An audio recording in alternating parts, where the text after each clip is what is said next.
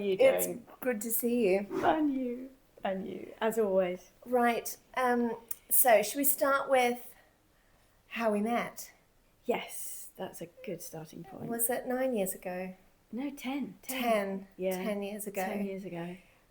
We met during doing Grand Designs Live. That's right. And what was the brief again?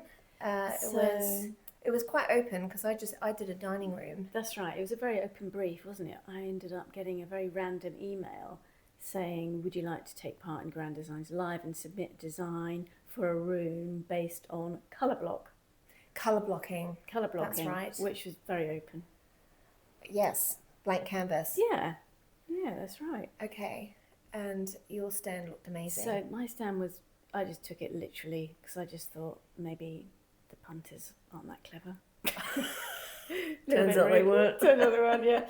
So I went down the Mondrian route and took my inspiration from Mondrian paintings and changed up the colours a bit. And then I think you took it. It was literal. You took it further than I think anyone needed to. It was so impressive what you Colourful. did. I mean, you did a kitchen. I did a kitchen. Which isn't cheap. No, that's right. It was a bit bonkers. It was very impressive. And I just thought I'd throw everything at it. Bells and whistles, and it was a bit of The dancing. The mortgage, exactly. All of that. Get a loan for this golden disco ball. Underlit. Oh, you did a kitchen mirror ball. The kitchen mirror ball. Everyone needs one of those. Absolutely. Mine's over there. It's over there. Okay. My oscillating mirror ball. Oscillating mirror ball. Yeah. We need one of those. Yeah. And so it was incredible. So well, I mean, it was quite a thing, wasn't it? It was eye catching for a show. Yes, which was the point. Yes. I think we both approached it with, this is our chance to show what we can do and hopefully get clients from it. We need to have a show-stopping piece because everyone's here to be wowed and walk around and get inspiration, and exactly that. We want them to stop, and whether they like it or not, they're going to stop and take it in and talk about it. Exactly. Which is there'll be some details that they might be able to take home with them and carry on at home. You know, that was the idea, isn't it? Really, to throw lots of detail, exactly, and ideas. Yes. Did you have an easy ride in terms of getting people to sign up to it with suppliers? Because the Grand Designs comes with a lot of kudos, so I imagine a lot of suppliers. I mean, luckily, I've got some good suppliers that I've built relationships with for some years before that point. Yeah. So they were quite impressed to get Grand Designs gig. Yes. At Excel and showcase their products. Yeah, what an opportunity. Yeah. So fortunately, my suppliers that provided all of the furniture and the props, they were keen to provide it for free, which was excellent. Yeah. I mean, a lot of logistics involved, and that's probably the same for you because you had some furniture pieces, some really top-end furniture pieces. I had a Julian Chichester dining table. Amazing. That was the wow in my room set. Yes. And there were some hiccups with other suppliers. So some really got it. Some totally understood the opportunity they were being given and invited to collaborate with, and some didn't and weren't prepared to play. So I had to sort of pivot and reselect a couple of things, which was fine because it all worked out. And that's a learning opportunity for us as well, to see which suppliers will come up with the goods when you need it most. So absolutely. That was that's really a very telling. Good point. It was really telling, wasn't it? Yeah, who's going to be collaborative? Yeah. And the suppliers that did help out, if there was an issue, who were going to step up and exactly and help out, and who were going to be difficult, because I think, I know you do as well, with things like that for ourselves, we try out suppliers, and then over 20 years you gather a black book of people that you know that you can rely on. Your trusted suppliers, and they've got your back. Yes. If there's an issue or a problem arises. Yeah, because ultimately it always does. There always does, which is the premise for this chat. There is always a hiccup. There's always mistakes and hiccups, and you want to surround yourself with people that get it and are going to help you out with solving problems on site, because they do happen. Yes. So I do remember Grand Designs being quite testing with the setup and I mean, God, I wouldn't do it now. No. I did it twice. Yeah. You did it a number of times. Did I do maybe you went on to do another? Maybe 4, and then also an Ideal Home show. A glutton for punishment. I know, exactly. I thought, well, I know what I'm doing now. But yeah, exactly. I mean, it's a well-oiled machine now, isn't it? You kind of know what's expected. So I did 3 or 4. I think 4, was it? Yeah. Yeah, they were all different. And then in the end, I think they just said, Amanda, could you just do me a room in, and they just said, can you do me a room in the style of the Game of Thrones one year? Oh, so they completely gave you the brief. Completely gave me the brief. We need a Game of Thrones. Oh, okay. Oh, I didn't know that. I thought you'd come up with that. No, they said they wanted. They wanted that. Yeah, so Game of Thrones was big at the time. Wow. So that was an epic room. That was fun to research. Really fun to research, and not one I would ever do myself. No, but I think that's the beauty of doing projects like that. Yes. Is that it's a little bit fantastical. Yes. And it's a show. It's got to be to stop people. No one wants to see a bathroom with metro tiles because we've all seen it. They want to see something that's been not done before, pushed the envelope a little bit. Exactly. I think I applied for a third term and I came up with Where the Wild Things Are as a kid's bedroom. Yes. And I thought, no one's going to do this. I've got this. And I was so chuffed with my mood board and submission, and a bit gutted when I didn't get it. And then when I went to see you, someone had done that. Someone had done it. So someone had done it. And to be fair, had done it better. Oh, it was. I'm sure. I was very impressed with what they'd done, and it was a bit more kids' bedroom. Mine was probably a little bit more teenagery. Yeah. I remember. Yeah, maybe I had some sharp corners. I mean, you never know what makes them choose or select, because they're only they're just admin people, aren't they, really, and marketing people that are choosing. And maybe they loved the idea, but giving someone else a try, and I had done it twice, so it was only fair someone else had a go, perhaps. I mean, I think... Anyway, that's my positive way. Well, I mean, I think more that they were trying to balance the looks across the, all the colour schemes across the rooms that they had. Yeah.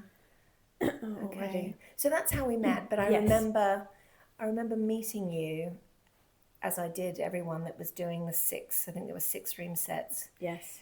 And we were the seasoned oldest ones with the more mature of the designers doing these room sets. But I remember just feeling an instant connection with you, and it felt collaborative and not competitive. Yes, because that kind of scenario can kind of present itself to be a little bit, what's she done? Yep, exactly. Which isn't the vibe. No. At all. But I loved meeting you, and I think you and I were the only ones that turned up every day, all day. Yes. Because we were both looking at it from a real business and opportunity, a commercial opportunity, weren't we? We were seeing what feedback we were getting, who was watching, who was looking, who was walking past and stopping. Yes. And also there's a lot of press involvement, so we were looking out for PR opportunities as well. Yes, we were going to milk that. Yeah, we were going to just be there. And all of the TV presenters, we saw them all. Yes, we met Kevin. Kevin McLeod came by. And George Clark, I think. George Clark, very tall man. And was Sophie and Dan involved at that point? They may have been. Robinson. Sophie Robinson was wandering around. Daniel. There were so many. Yes, they were judging it. Were they judging it? Yeah, I don't know if they were. I can't remember. I'm maybe getting mixed up with the two. But I remember the second one I did was the Under the Stairs project. Oh yes, yeah. And I had a little gaming. I can't remember what I called it now. A little gaming. Yes. Under the Stairs sort of gaming pod space. That's right. Because I think at the time my son was heavily involved with Fortnite and screaming at his computer on a regular basis, so I wanted to hide him away in a soundproof booth, and that's how I came up with that. So I remember when Kevin McLeod came around, he said he'd like to get in there and with the Game of Thrones box set, but then he'd never come out. Yes.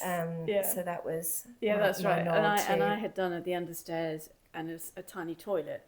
which I thought was so relevant with so many homes in London, where you have this space under the stairs, and yes, it's quite easy to convert that into a little tiny bathroom, powder room. You did it so well. So along came Kevin MacLeod, 6'2" or something, and sat on the toilet. He tried it out.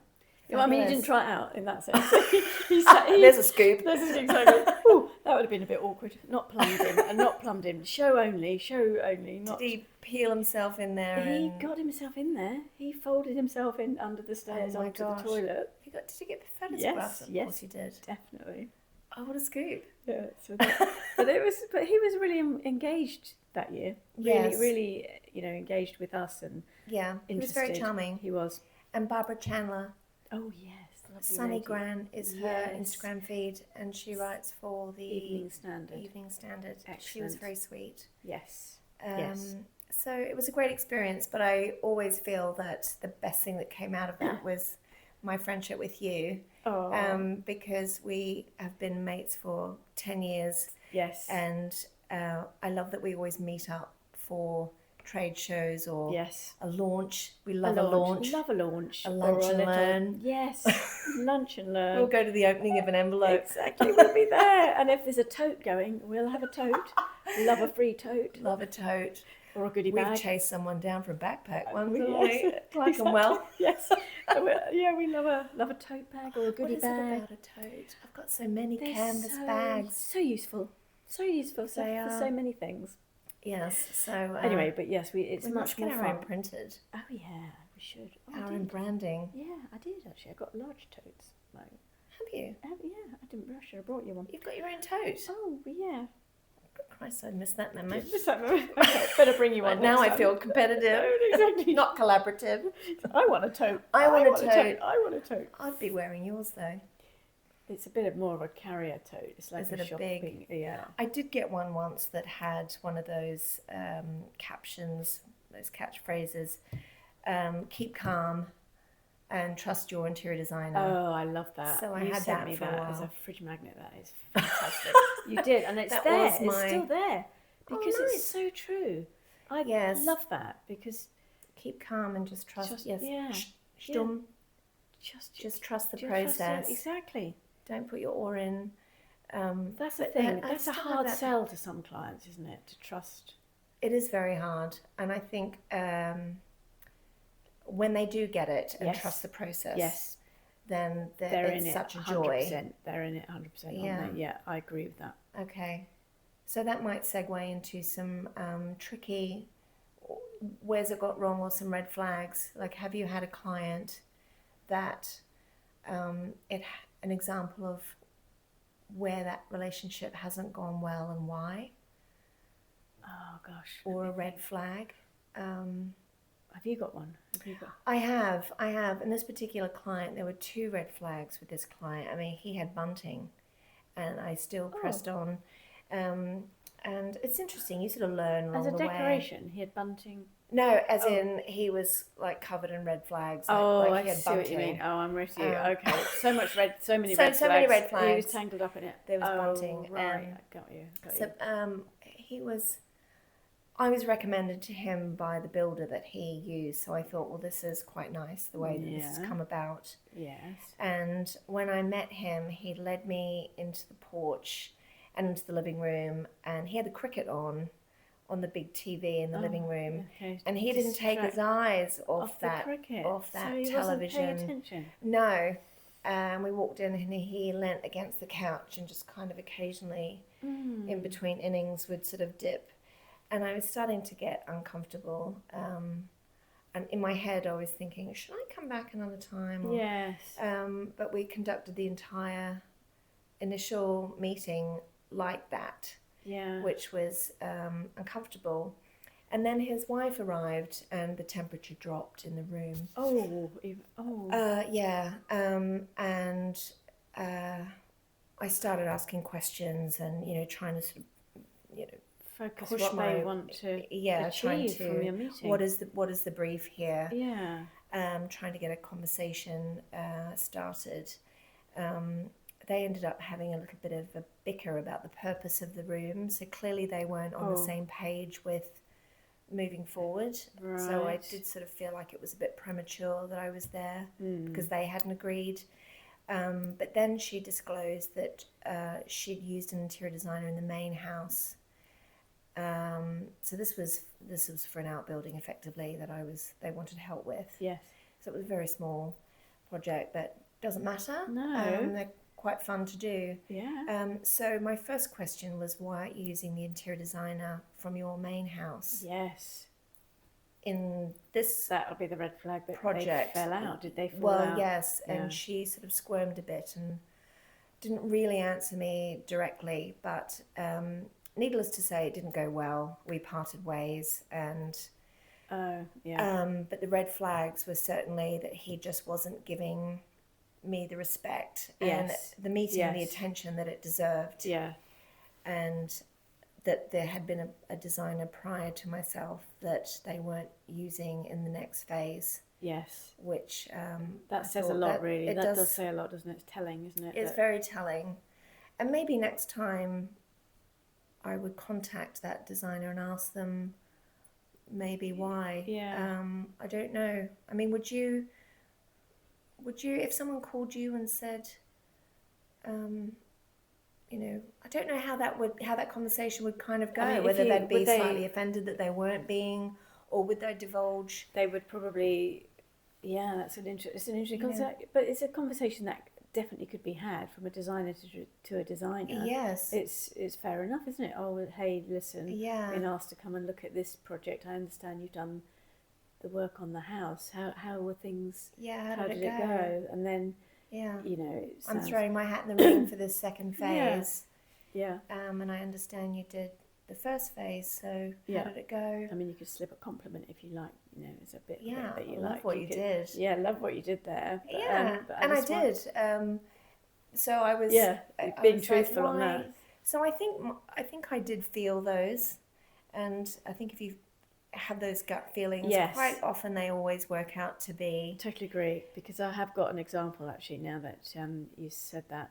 When I turned up at a potential client, to go and see what he needed in his room, some curtains I believe it was. So turned up at his apartment, and he had he was bare with a towel wrapped around his waist.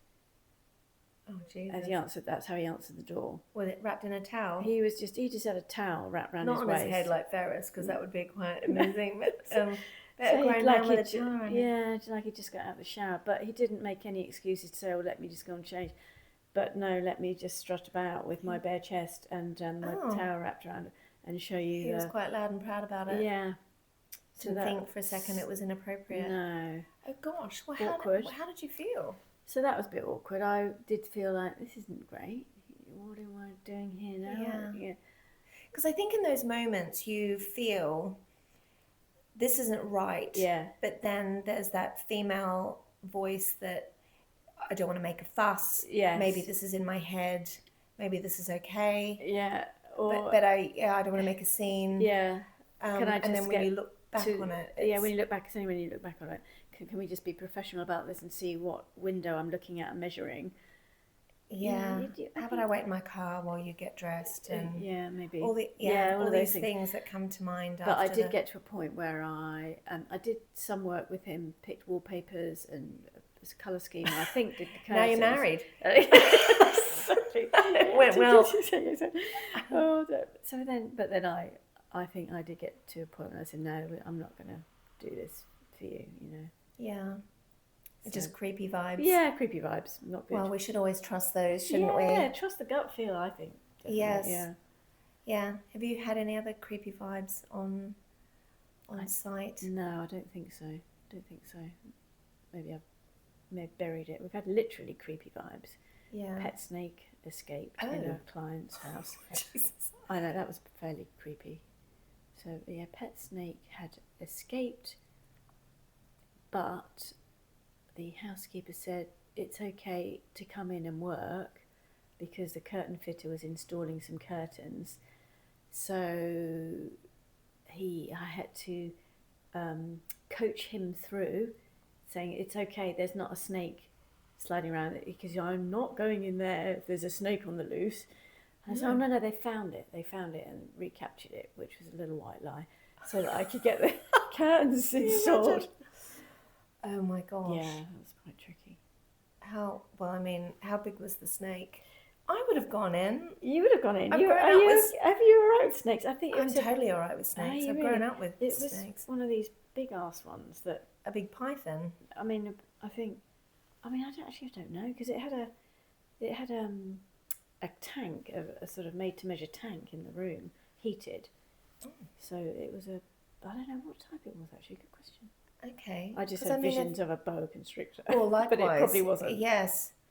Yeah, no, either way, that's a big red flag. And I don't blame the curtain maker for... A snake on the loose. Sorry, that's my Ring doorbell. Someone's at my entrance. Just keeping it real. Yeah, exactly. That's what we want. We won't edit that out. Yeah. Exactly. We need all those deliveries. Yes, exactly. It's probably curtains for a client, so we mustn't turn them away. No, exactly. Fix it or fess up. Has there been a project that you can think of that there's been a mistake or an error or something that has happened on site that you've had to quickly pivot? Yes. And yes, something goes wrong on every job, doesn't it? I mean, that's they never go smoothly. That's guaranteed, isn't it? There's always something that goes wrong. I'm trying to think of which example. There's so many. There are quite a few, but I tend to not really give the client a kind of minute by minute account. It'll just be once the solution has been sorted and you've fixed it and it's all okay, then I might say, we just had a little bit of problem here, and then it's all resolved and that's sorted. Yeah. But we have had a few things where a whole piece of templated worktop wouldn't fit, or it's coming too far into the room, and so there's been sort of some of those situations. Okay, some design changes. Yes, quick design changes, which Yeah. So. And that's largely part of our job, isn't it? Is to be the airbag. Yeah. With the client and the between the client and the builder, and protect them from all the noise that goes on. Yeah. Some clients like to know every little thing. Yeah.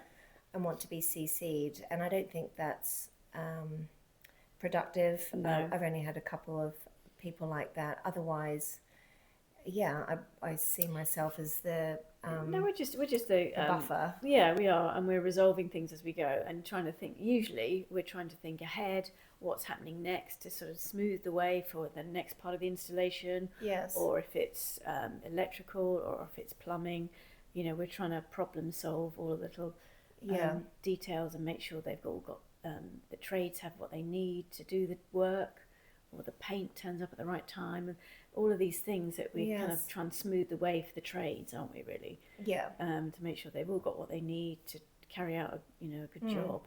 And ultimately you hope that they've got their act together so that there aren't these last minute delays. Yes. And also surrounding yourself with a team that has integrity, so that if something does go wrong, they're not blaming somebody else. Yes. Just like we all make mistakes, hands up.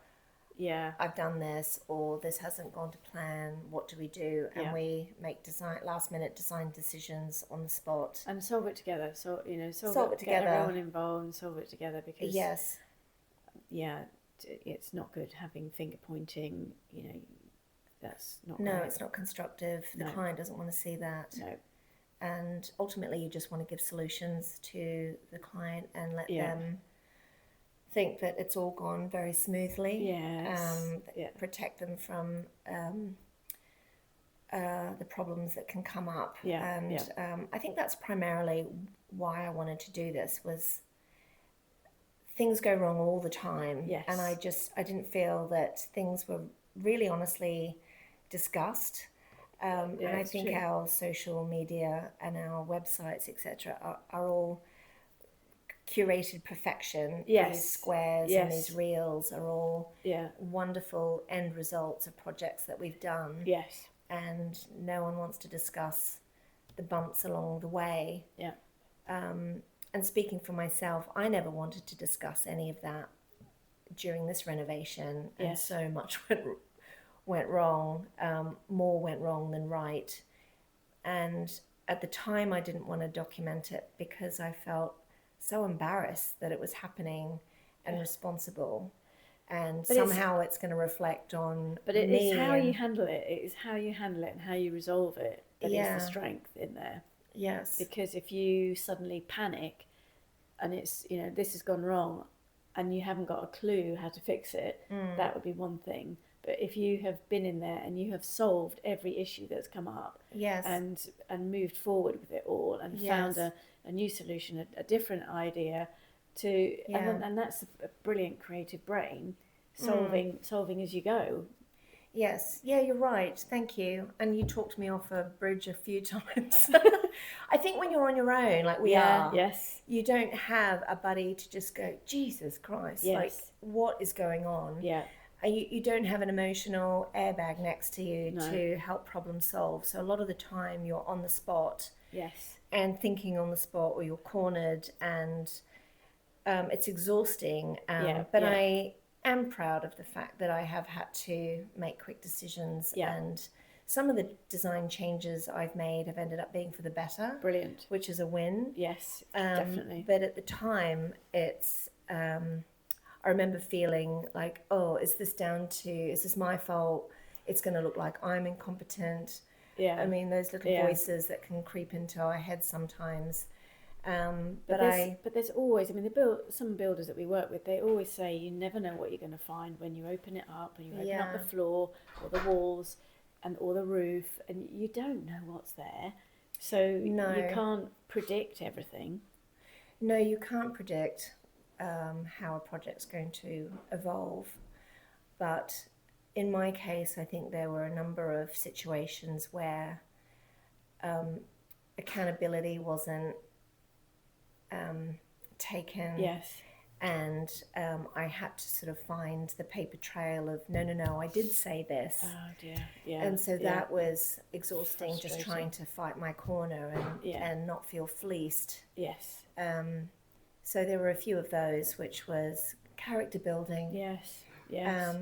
But at the time I remember just feeling completely overwhelmed with it, and it's a lot. There's a lot all at once. There's a lot all at once, and you're trying to get ahead of the decisions that you need to make that are coming up. But then there's the on-site, the actual on the day decisions as well. So you're trying your best to get ahead of it, but there's always the the ones on the day there was always a fire to put out on the day, which was like, oh my gosh, I've just got ahead of this, and now this has happened. So there was no respite.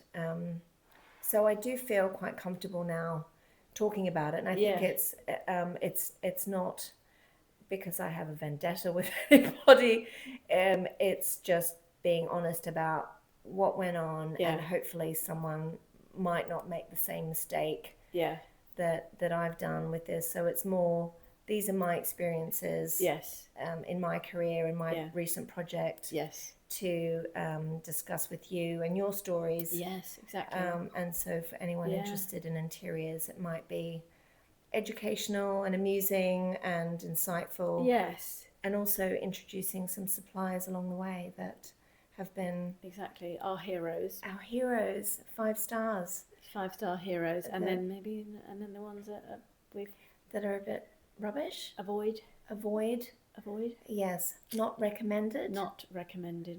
No, and we won't be done for libel because I've done some research on this, and it's just our experience. Yes. So as long as we don't call anyone. Yes. Anything. Yeah. And we just talk about our experience, then we're on the right side of honest. We're being honest. Yeah, sounds good. Mostly honest, yes. No, yes, honesty is the best policy. Yeah. It's how we've always been, and I think that's authentic. We are authentic. That's the premise of this. It is. We're authentic. We're giving you authentic stories and examples and our experiences and of our combined, 50 years. Oh, don't say that. That sounds a big number. Combined 50. Combined, okay, could be. Yes. Yeah. Okay. I think that's impressive. Okay, half century. Okay, we'll call it that. It's not like we've just come out of KFC and we've got our certificate. Exactly. KLC. Those guys. Oops. Yeah. Events. We could start Yes. talking about. Yeah, there's a sort of there's a season, isn't there? There's a kind of seasonal. Yes. Shows, the seasonal shows for the interior design business, aren't there really? Yes. So I went to Focus this year. Yes. You were in Italy. I wasn't available. That's right. But it's all still there. It's not like it's true. Largely international, isn't it? So, yes, you're right. It's not like it's set up and it goes away again, but it's... No. Yeah.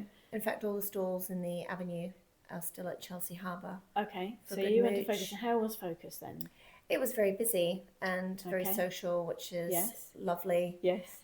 In terms of seeing collections, I attended a couple of talks and had a good mooch around the showrooms. But I quite like to go back a week later when it's calmed. When it's calm and then everyone is available for a conversation and you've got that one-on-one, which I had with Schumacher yesterday. So I'll upload that video. But they launch a new range every month.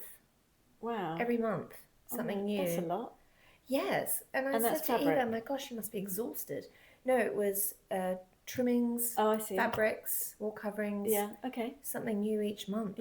So... Well, maybe they just rejig it all. They have a range, a collection, and then they just tweak it and put it in a new scheme or something? No, I got the, if I understood it correctly, it's a brand new collection. Wow. So they've collaborated with Molly Mahon Printing. She's famous for her potato prints, does lovely fabrics printed in India. Nice. She's in Sussex. Nice. Must go and have a chat with her. So she's collaborated with Schumacher.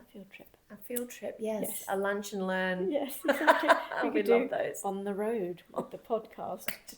Definitely. On the road. Yes. For our 5 listeners. Yeah. Yes, exactly. So that was a nice visit, and I had a lovely chat with Cole and Son yesterday. Yeah, that was good. Always amazing. Yeah. So yes, I like to attend Focus sort of during for all the social, you know, fizz and friends. And then we've got Decorex coming up. Decorex is coming up, which is the go-to really for interior designers that's been going for some time now. It's the big one. It's the big one at Olympia in London. Yes. Decorex will be interesting. So that gets a lot of great exhibitors. Footfall, it's busy, it's buzzing. There's often new products to look at that get launched. So that will be good. I've got some appointments set up already with some suppliers. Get you, well done. Very well. And then there'll be surface design is usually February. Okay. And that's at Islington Design Centre. So that's all things surface. That's getting bigger and bigger and more. We've done that together before. And you can, you know, all sorts of types of surface where it's tiles, floor tiles, wall tiles. Could be cladding, could be wood, could be whatever things. And they also do good talks, don't they? And it's quite inspiring talks and quite... You've got to get in quite early to book these talks. They're the hot ticket, aren't they? Hearing inspirational interior designers give talks on different things. And then there's a lot of art shows coming up. The Affordable Art Fair is coming up. Yes. That's the Battersea one. Are you going to that? Yes. Don't know which day yet, but yes, I'll be going to Affordable Art Fair. And then there's Frieze, London, but I do have a client at the moment who wants some art, so I will be on the lookout for her. Okay. Trying to get her vibe.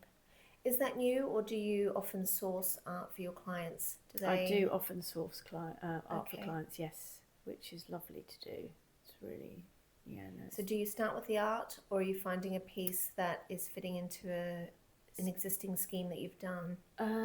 Sometimes it can go either way. Yeah. There's one client I did who I found 7 pieces of art for. So that was some time ago now. She had a new build house, and it was very finished, but I was helping her choose dining furniture, dining chairs, some lighting. We had some bespoke upholstery, some chairs made, sofas, lighting, and then art as well. So very much it was art going into more of a kind of blank house. Okay. So it wasn't difficult to link it to what I'd already picked. We did have one feature hallway wallpaper, which was a lovely Colin. I can't remember who it was. The peacock. It's a peacock feather design wallpaper. Maybe an Osborne a little. It was Osborne a little. Was it all very beige? No, very teal and green, quite jewel-like. Okay. So that was literally peacock. Yeah, peacock. Wow. Yeah. So that was quite lovely entrance. Went with the walnut joinery. So that was all quite sumptuous. Even though the house was quite modern and light, this particular hallway had a kind of little focus, which was nice. And then we did some art. Yeah, 7 pieces of art. It was great. Yeah, I want to spend more time doing that. I find it quite, especially after this renovation. Yeah, but it's very relaxing, just needed, isn't it? yes. Mindful moment. Mindful moment. I did get decision fatigue, which, when it's that's so easy after a year. Yeah. And of course, I don't know about you, but I started with the mood board as I think of course we do, because it's sadly 10% of what we do. Visual communication. So all the mood boards were done before a sledgehammer was into the builder. It was lifted, and of course, as it evolved, these things change, and then the budget changes because you're at the end of the journey and you've run out. So I've had to compromise a few times on the end finish. The wallpaper I just simply can't have. I know that I was dithering over. I had a beautiful Lewison Wood double width wallpaper chosen initially, and then I found a beautiful Imogen Heath wallpaper. Right. And I needed 19 rolls of it for the stairwell, which was coming in at $4,000. Yes. So I just can't do it. And that's before you've even put it on the walls. And that's before you pay the decorator. It's a big investment, wallpaper. Yeah. Unless you can do it yourself. Maybe you can have a slice and frame it somewhere or something. So you've got a nice idea. In the room. Yes. Well, I have an A4 sample, so I might just frame it. Just frame it as a little memoir. Because it's just so pretty. But I think it may end up being one of those things that is best. And I will paint the stairwell in Cornforth white, which is in the living areas of this house. Because I like an art wall, a gallery wall. Yeah. So it's a good blank page then. It's a blank page.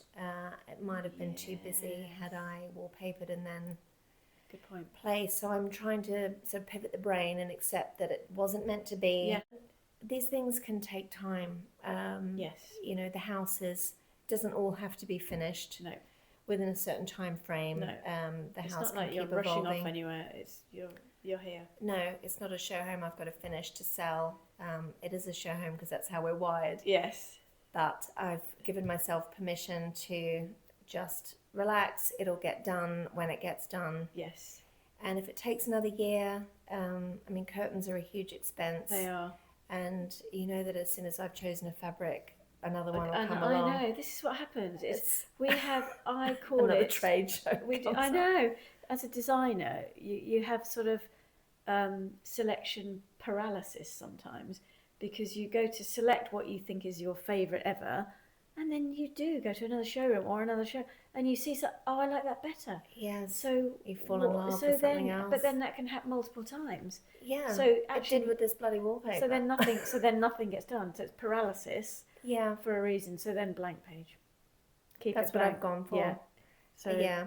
And I think it's a different mindset when it's your home. Yes. If it's for a client, if it's for a client, we just get a decision and go, right, okay, that's fine, thank you, we'll run with that. And we stop that decision-making process and do that and install it. Whereas with us, we just keep on seeing things and choosing things and dithering, and we never get it done.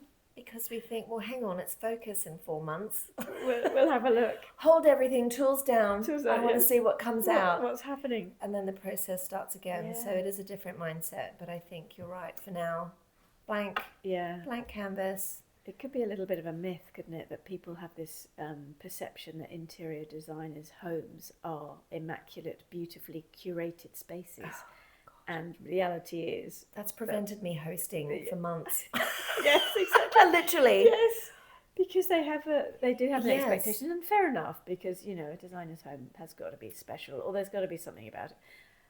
But we can't always get to the end line, to the finish line, because we see too many beautiful things all the time. Yes, you're absolutely right. It has literally prevented me from hosting for months, and I think now that this room is in, I have felt comfortable having my nearest and dearest.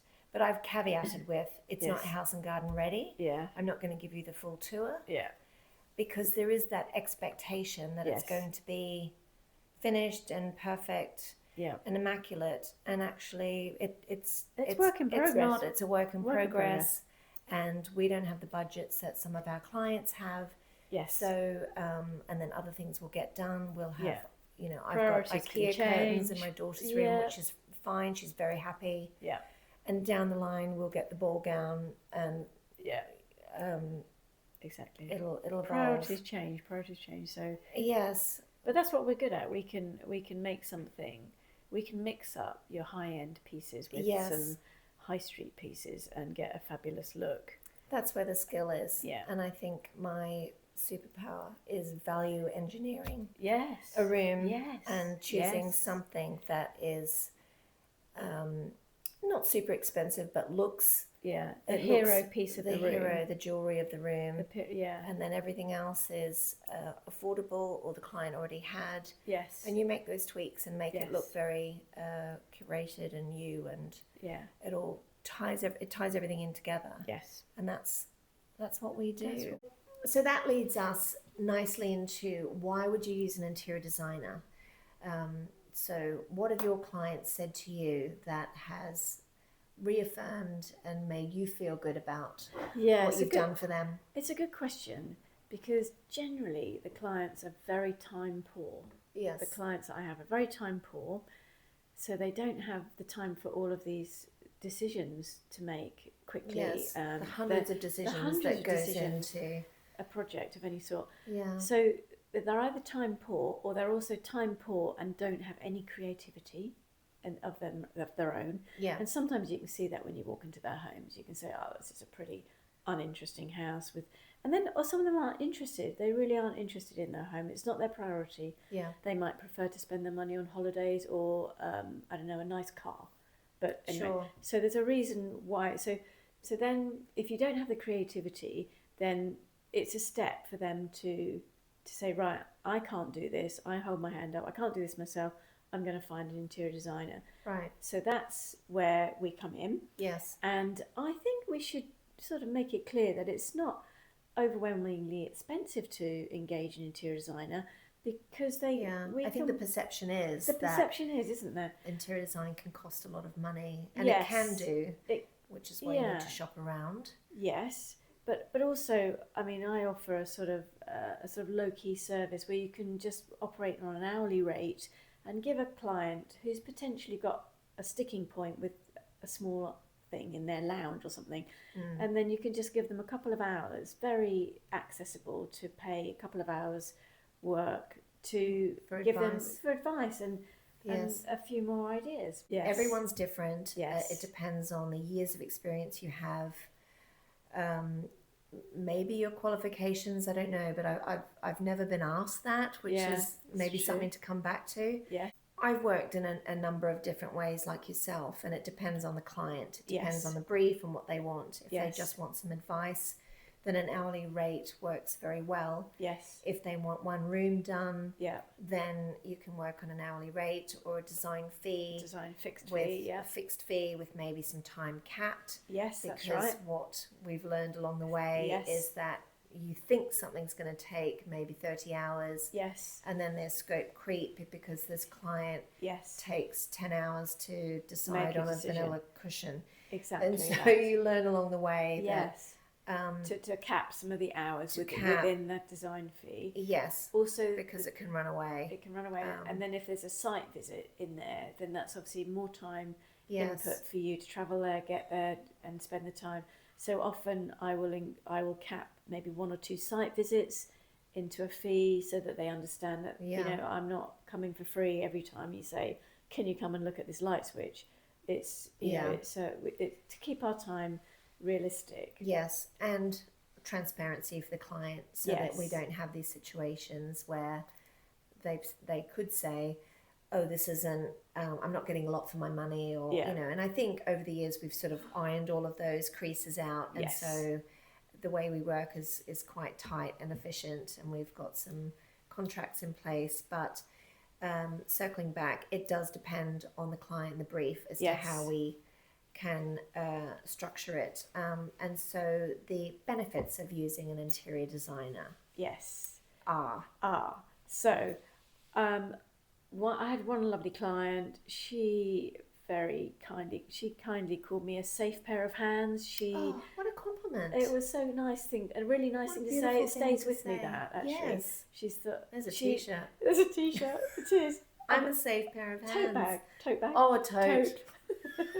So which I thought was lovely. So she very much, that was an advantage for her, that she knew that if I was involved, that all of the elements of the project would be looked after and dealt with. She knew that it was, so that was really nice. Yeah. One person's safe pair of hands is another person's airbag. Airbag, exactly. You call it an airbag, which I do call myself an airbag. Which is great. I mean, all of that hot air. As designers, we can get trade negotiated prices for a lot of products that we can buy, trade price. Now, usually that's a commission, like a sales commission that designers will have, and that's part of their income. But also, it could be if you've got low overheads. I mean, a lot of designers can work from home. They don't have big offices to run or staff to employ. They could be self-employed individuals. So sometimes that can be an attraction to offer the client maybe part of the discount, or some discount. Yeah, or split the discount. But that's certainly an advantage for clients. Sure. Trade discount can be a bit of a sticky point, and an interesting debate. But I think again it comes down to how one works, and you can either offer or pass on your trade price, and your design fee may well be higher. There's lots of different ways to work it. Yeah. Sometimes I've split my design fee with a client so that they then feel that they're getting something. Yes. Because everyone wants to feel like they've had a win. Yes. So I think sometimes if a client is getting something, some kind of discount, then they're happy. Then they're happy. Yeah. But it depends on client to client. Yeah. So trade discounts, obviously, we get because we're interior designers, and that's how the business is how structured. The business is structured. Trade discounts can also depend on how much business you put through a supplier, and how long you've had the account for. That's true. I've opened new accounts with suppliers, and I've got 10% off, and I thought, well, okay, that's fine. We'll build that up. Yes. And I had a client that said, well, hang on, my other designer got 40% off, and I thought, well, you're not using her. Why? Red flag. Yeah. And two, maybe she only uses them, so it's horses for courses. It's different, isn't it? Horses for courses. Another advantage to using an interior designer is that because we go to the trade fairs and we see a lot of products that are directional, we see trends, we can be ahead of the curve in terms of what materials and designs are available. So often you'll find that an interior designed room or home will have a longevity about it, and it won't look dated quickly.